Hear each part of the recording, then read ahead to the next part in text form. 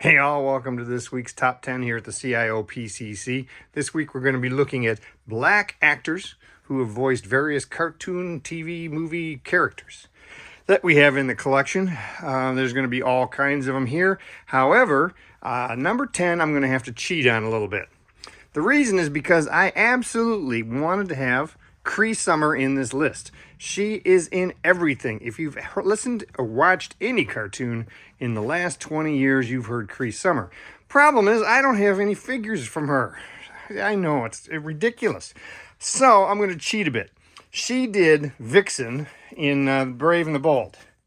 This is a character that has had action figures, just not from that show. So here we have Vixen. This is a more comic book look done by Mattel in their multiverse line. And that was a character that in Batman Brave and the Bold, Cree Summer voiced. So that's going to be number 10. If you don't know who Cree Summer is, make sure you look her up by IMDb. You will know who she is. So let's go to number 9. Some of these actors will be dedicated voice actors. Some will be actors who only occasionally do voice work. That's number 9 here, Sam Jackson. Frozone makes quite the statement in the movie The Incredibles. If you repeat the line about his wife getting him his supersuit, people will immediately know what movie you are talking about. Right next to him over here is number 8, another actor who mostly acts in non-animated films, Eddie Murphy. But he does do quite a few characters who are the sidekicks. We've known him for sidekick characters in a number of animated movies. And here we have Donkey, who is part of the Shrek license, of course. Fantastic character. Really makes the whole Shrek movies, you got to admit. Number 7 is the only other female woman actor in this list. Sadly, there are not nearly enough being made into action figure form, although there's quite a few doing work. That would be Sally Richardson. She voiced Eliza Meza in Gargoyles, and there we have the new Eliza Meza from NECA, a terrific action figure. She gets number 7 on the list. We're going to have to take a walk for number 6, way over in the Disney section. I'm trying to think. I think this is the only Academy Award winning actor on the list. Pretty sure, but I might be wrong. But we do know that Jamie Foxx is an Academy Award winning actor. And down here we have Joe from the movie Soul. I'm really happy when we get these kind of figures. Try to pick them up because we only get a very limited number of figures representing these kind of movies. So Joe and Jamie Foxx get number 6.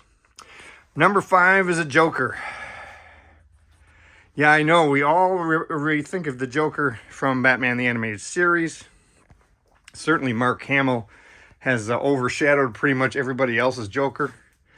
But another terrific version was done by Keith Michael Richardson. And right down here for the Batman, we have several versions. Here he is. One over here back in the tuxedo. He doesn't get enough credit for the terrific work he did on this cartoon. It really was an excellent job, and I'm giving him my number 5 slot.